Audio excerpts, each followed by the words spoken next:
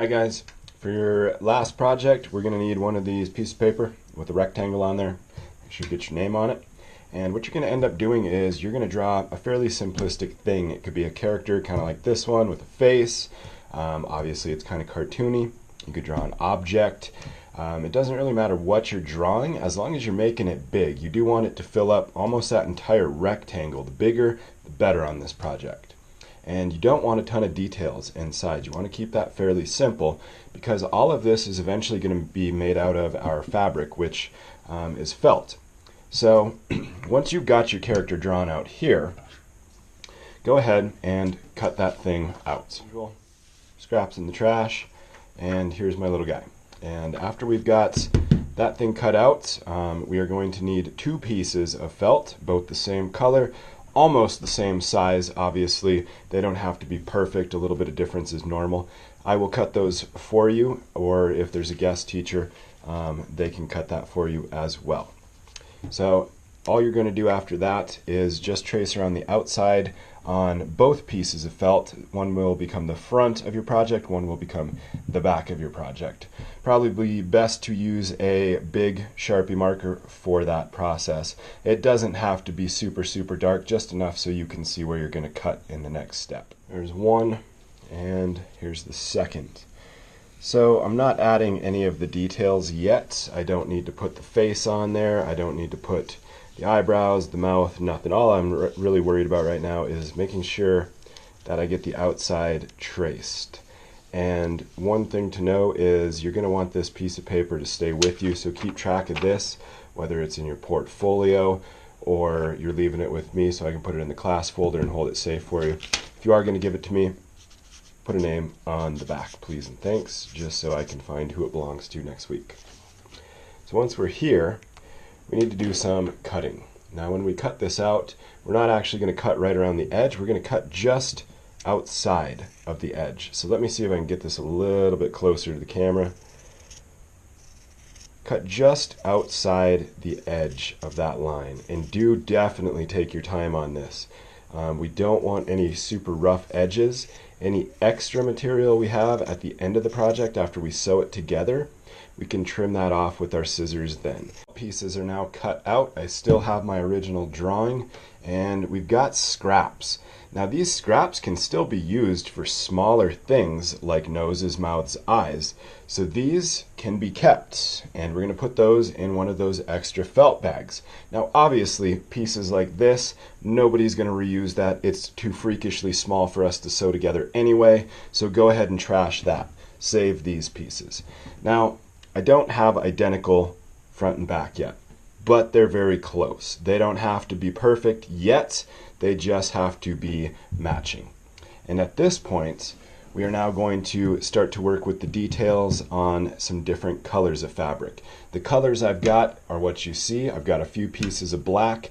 I've also got some blue and some pink. Start with pink and black. Now, certain spots, like these eyebrows that are almost overly simplistic, you don't really need to cut those out and trace. You can pretty much just guess that you're gonna need a rectangular shape of felt to use for shapes like that. So all I really need to do at this point is just kind of cut like that. Easy, super simple, just going to be kind of a big deal to make sure that we do keep track of these pieces. Things like the outside of the eye, what I'm actually going to end up doing is I'm going to end up cutting these eyes out.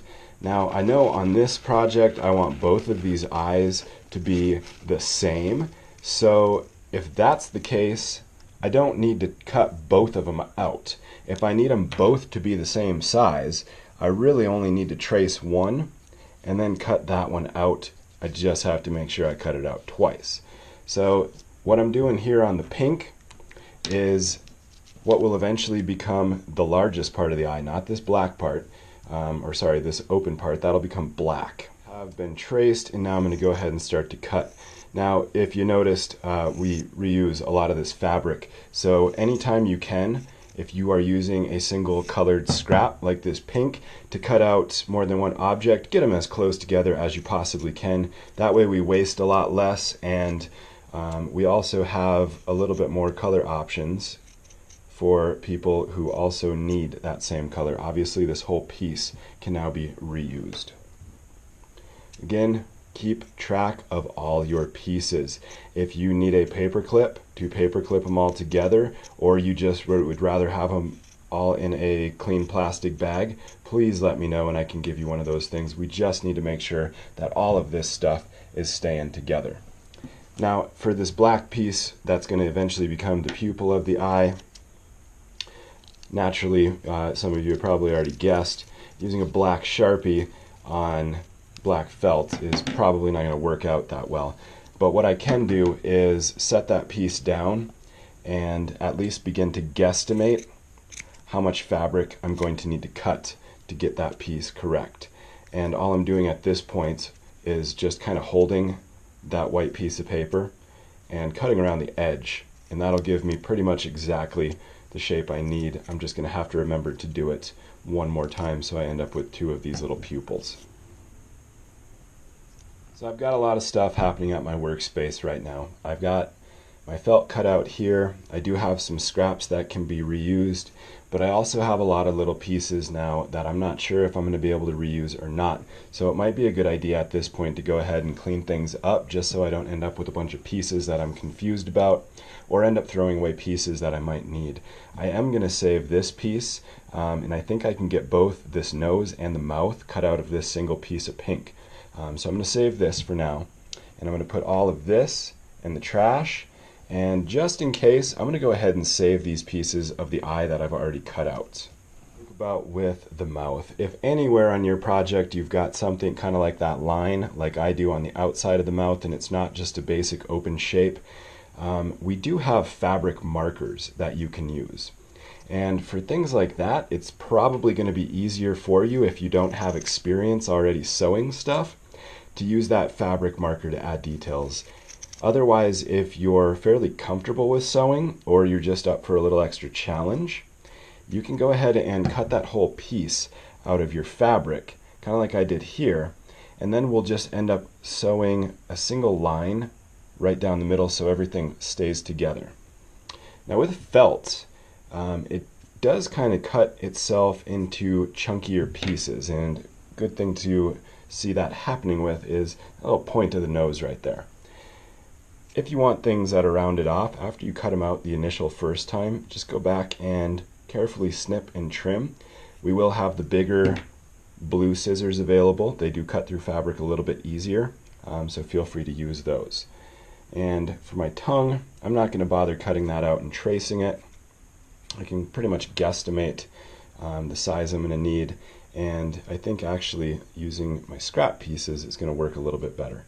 Now just because it's getting a little small, I don't know that I'm going to add that little indentation in the top of the tongue. I'm going to try, but we'll see. If anything, I'll just get a new piece of pink and cut out a solid piece, although kind of looks like it worked. Okay, so that piece is now built, and for the most part, when it comes to cutting the felt, that's pretty much done and over with. When it comes time to start doing your sewing, you're obviously want to be careful with the pointy end of your needle, and if you've never sewn before, it's probably going to be a little bit difficult to get your thread through the eye of the needle. And one of the easiest ways I found to get thread through the eye of a needle is to take a small piece of paper, cut it into a square rectangle, and fold it in half. And what I'm going to do is put my yarn in the end of that, and then I'm going to slide the whole thing through the actual needle. Alright, so I've got my thread, I've got the end of it there in the square piece of paper, rectangle, and I'm going to push the corner into the eye of my needle, just like that, and pull it.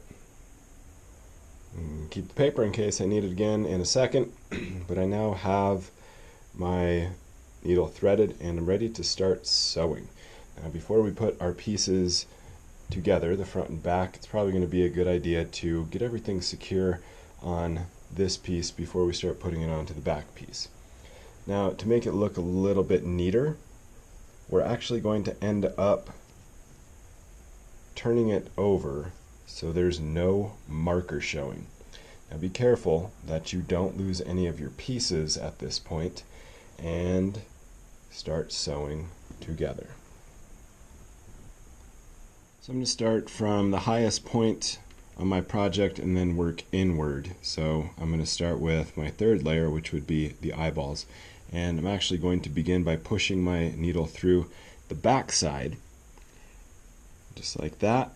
That way I don't have any end sticking up on the front of the project. And at this point, you're definitely going to want to make sure that you're working and paying attention so that needle, when you push it back through, doesn't end up poking your fingers. And this is a spot where I'll tell you, you're going to want to take your time and don't get frustrated with it, because after about 5 minutes, you're going to have the hang of it and you're going to be moving right along like you're an old pro at sewing. So each time I push my needle and my thread through, I want to make sure that there's no extra pieces sitting in there hanging out. So I kind of pull it tight, not yanking it tight because I don't want to actually end up ripping my felt. And when my needle comes through, I don't know if you saw what I just did there, but sometimes it doesn't line up right. So that wouldn't be a good place to pull it through, but that probably would. So I'm almost right back to the spot where I started, which means after I pull this piece through, I'm going to have to do some cutting. So I'm going to take my needle off my thread and I'm going to snip my ends. But when I cut these pieces, I'm going to leave enough so that I can tie a knot. If you cut this too short, it's probably going to be nearly impossible to tie a knot to make sure your thread and your stitching doesn't come out. That can be a pretty frustrating thing. So any knot will do. This one is just kind of like a normal knot, like you'd maybe tie in your shoes if you weren't paying attention. And I'm going to cut off the extra. And now before I stitch this piece on, I'm going to repeat the whole process with this set of eyeballs, and then I'll put both of these pieces together onto my green background. Mistakes happen. I obviously had my thread kind of tangled up there as I put that last loop through. If that happens to you, that's okay. Just slowly pull it back out. Don't pull it all the way. If you can tell, there's still my needle sitting there. I don't want to pull it all the way out. I just want to loosen it up enough that I can fix my mistake and then keep right on going. Everything is sewn on the front and back of both of my pieces, so now it's time to start working on putting them together. Now you're probably wondering, when on earth do we actually stuff them? Well, the stuffing is going to be the very last part, and what we're going to do is we're going to leave just a small, maybe 2.5 inch hole at the very top that we can then stuff stuffing down into the body of your creature, your figure, whatever you made. After we have a stitch that runs from about here all the way around and then ends up right about here. So this is probably going to be the largest area of sewing that you're going to do. You just want to make absolutely sure that you're not stitching the top closed, and you want to leave it large enough that you can get 2-3 fingers inside of your creature, your figure, whatever you made, to stuff it full. Stitches in already on the side, and just a thing to kind of keep in mind is you want to be paying attention to where your needle is going through on both sides. So it might be easiest to kind of work so you can see the front and the back as you're pulling that needle and your thread through at the same time. Also, stop every once in a while and make sure that you're not sewing something that's completely crooked. So, I mean, if you got to the bottom of this thing and all of a sudden you realize nothing's matched up anymore, you're going to be pretty bummed out, because we're going to have to undo a lot of work, especially around this outside edge. Keep your stitches fairly close together. Otherwise, when we go to stuff these, you're going to have stuffing hanging out and it's going to look like some broken down stuffed animal, and you probably don't want that. What we don't want is a bunch of these nice little pieces put together and then like this huge loop that's over here that covers up like an entire inch of my project. So keep everything together so it looks nice and neat and it's close enough together that stuff isn't going to fall out.